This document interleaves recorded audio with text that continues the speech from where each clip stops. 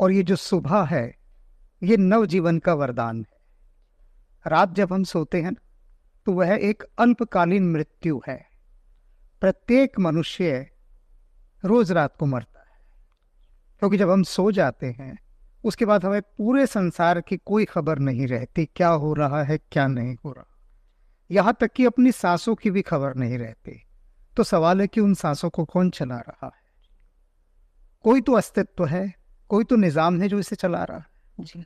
और हम सुबह उठते हैं आंख मलते हुए, और बिना उस शुक्राने को कहे, बिना उस आभार को प्रकट किए, बिना कोई धन्यवाद दिए, बिना कोई थैंक्स पे किए, और अपने जीवन की यात्रा में हम जुड़ जाते हैं। लेकिन कौन सी जीवन की यात्रा? एक ऐसी दिशाहीन जीवन की यात्रा जिसमें हमने अपने कोई लक्ष्य निर्धारित नहीं किए। सर्वप्रथम जो हमारी सांस्कृतिक परंपरा में कहा गया कि जीवन की जो शुरुआत है वो धन्यवाद से होनी चाहिए, आभार से। आप उठे जी, सबसे पहले उठते ही आपको धरती को नमस्कार करना है।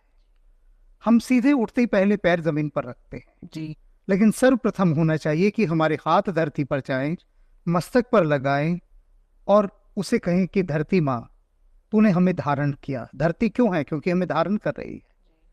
जिसने आपको धारण किया उसके धन्यवाद से यात्रा आरंभ हो। यदि हम प्राचीन काल में लौटें, बहुत प्राचीन काल में, मैं उस प्राचीन काल की बात कर रहा हूं कि जब मनुष्य बोलना भी नहीं जानता था, तब की बात। सबसे पहले उसने सूर्य को देखा, और देखने के बाद क्या हुआ कि ये एक ऐसा कुछ तत्व है जिसके आने पर मैं देखने लगता हूं। तो उसने सूर्य को नमस्कार करना आरंभ किया। सबसे पहले ये सोचा कि कोई ऐसा तत्व है जो आता है, और रोशनी मेरी आंखों में नहीं है, रोशनी तो वो है, उसके कारण मैं देख पाता हूं। जल है जिसके कारण मैं जी रहा हूं। तो प्रकृति के प्रति जब तक हमारा समर्पण नहीं होगा, तादात्म्य नहीं होगा, एक रूपता नहीं होगी, परमात्मा बहुत बाद में आता है।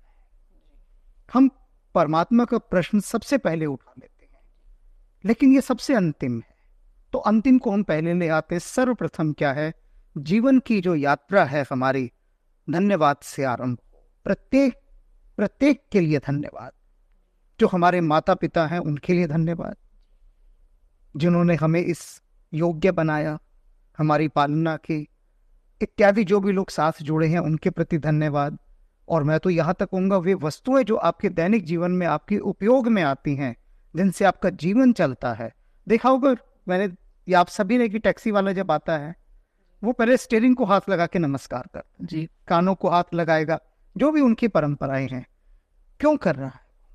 देखो जरा, हम अपनी कार चलाते, हमने कभी कार को धन्यवाद दिया इस तरह से? टायर पंचर हो जाए हम उसके लात मारते हैं और कहते हैं ओ शिट। ये नहीं कहते कि कार का टायर पंचर हुआ कि तुम्हें कोई कष्ट तो नहीं हुआ, तुम्हें कोई तकलीफ तो नहीं, बजाय कि उसको और प्रताड़ित करते हैं। किसको? जो हमें ढो रही थी, हमें एक लक्ष्य से दूसरे लक्ष्य तक पहुंचा रही थी, उसके प्रति हमारी संवेदनाएं समाप्त हो चुकी है, शून्य हो चुकी है। हमने नतमस्तक होना छोड़ दिया है। तो जब तक हमारे भीतर की भावदशा, हृदय की भावदशा नतमस्तक होने की नहीं होगी, श्रद्धावनत होने की नहीं होगी, हमारी चौं और जो भी वस्तुएं हैं उनके प्रति आभार प्रकट करने की नहीं होगी, तब तक हृदय का जो केंद्र है ना वो सक्रिय नहीं होगा। इंग्लिश में इसको कहते हैं हार्ट सेंटर का एक्टिव होना जी। तो अभी ब्रेन सेंटर एक्टिव है, और ब्रेन सेंटर जो है वो एक अलग चीज है।